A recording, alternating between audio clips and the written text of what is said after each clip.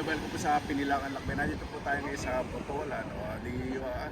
Pagkatapos po ng paso, syempre kailangan mag-unwind. Galaw-galaw po natin ang ating tiyan pagkatapos kumain ng mga cholesterol. Napakasaya po dito, napakatahimik. Private place po itong inarkila po namin at talagang mayroong peace of mind. Yan po kailangan po natin. Hindi na po kinakailangan magpakalayo-layo. Basta importante po, kasama po pamilya, mag-relax lalo po sa tulad ko galing abroad.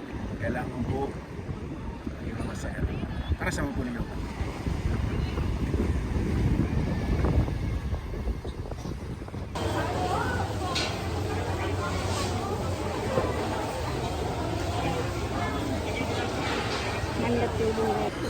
Ang gaganda po na tinda dito mga isda. Ang lalaki, ang dami. Ayan pa mga kabayan, dito na po tayo sa Botolan Market sa Palengke po. Yan na po natin. Bago pa tayo mag-swimming. Hindi po muna tayo mga gulay. Ate!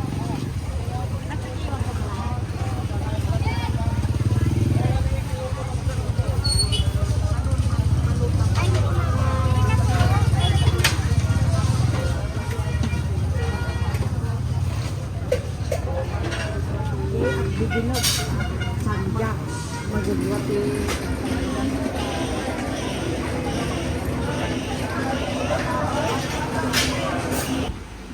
Dito po sa tourism info dito sa gasolinahan. Saan ba tayo? Sambales na ba to, boss? Subic. Kung gusto nyo pong bumili po ng mga local harvest po ng mga locals po dito, yan. Suportahan po natin yung mga nagtitinda po rito, di ba? Heto po yung unang room. 5 po kami pumunta dito, 3. Sa kabila po 2, kuya ko sa ate ko. Yan. Ganda po. May sariling toilet, may sariling shower room, air condition, may wifi po dito. Ganda po, ang linis. Ayan, bisitahin naman po itong wala ko sarili ko. Kain ko lang. Ganda po ng lugar, ano? Doon po yung dagat. Doon, sa banda po doon.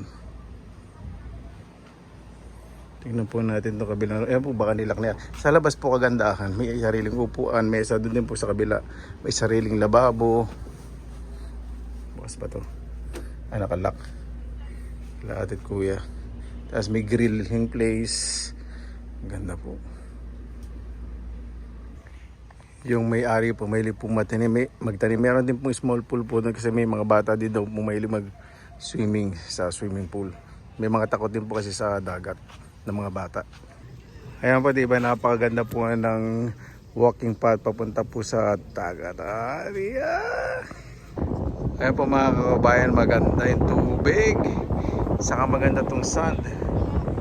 Slightly light gray. Ganda.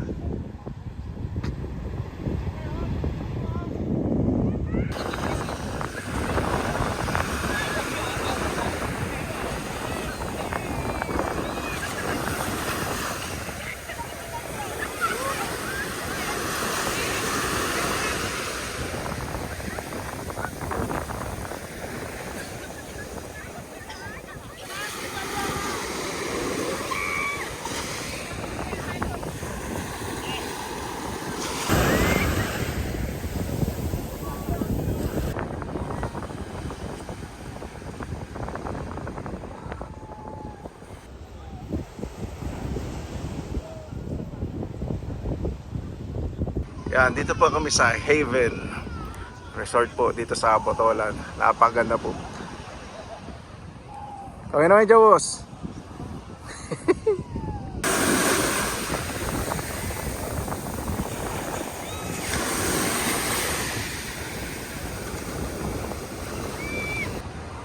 Ganito po kaganda sa lugar po na to. Ito po yung isa sa pinaka-the best na resorts na napuntahan po namin. Well organized.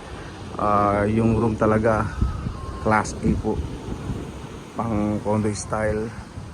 Hindi naman po siya pricey, reasonable po yung presyo at marami pong naliligo, malalim ng tubig, malinis, light gray po yung sand at friendly mga aso. Bigat ulit. Inuhukay na. Magiging ilog na naman ito. Oo, inuhukay. Magiging resort to. Susunod may mga kainan na sa gilid yan. Dapat yung blood control nila.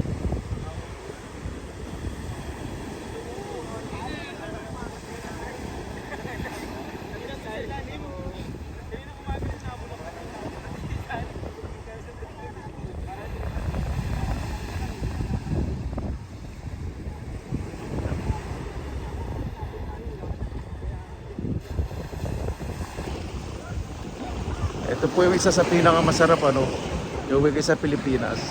Nakakatawa din pong tignan po yung mga ibang tao po dito. Marami pong naliligo ngayon. Hindi po ganun kalamig ang tubig.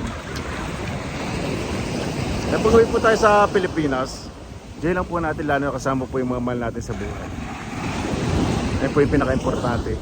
Ito po yung mga bagay po na hindi po mababayaran po ng pera, yung kasama po yung mga pamilya sa masayang lugar, masayang happenings. Hindi na po kinakailangan magpakalayo-layo para gumastos. Basta importante po, masaya kasama po ang mga pamilya.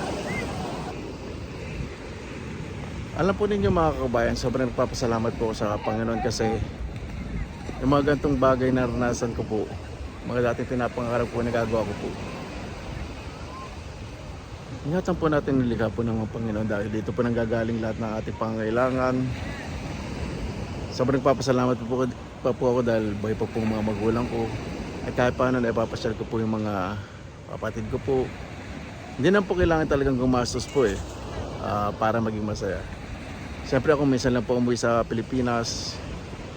Gumagawa akong paraan para magkasama po kami ng maayos, may quality time. Kaya napakaganda po yung mga gantong lugar. Napakagandang investment din po ito. Kapag pumunta po kayo sa mga gantong lugar, siguro din po ninyo na ligtas po ang bawat isa. Basta enjoy. Yan po importante. Pag na po tayong magbitbit ng sama ng loob sa puso at isipan, napakasarap mong umuwi sa Pilipinas na uwian po yung mga magulang, kapatid, basta buong pamilya na may saya. Yan po mga kabayan.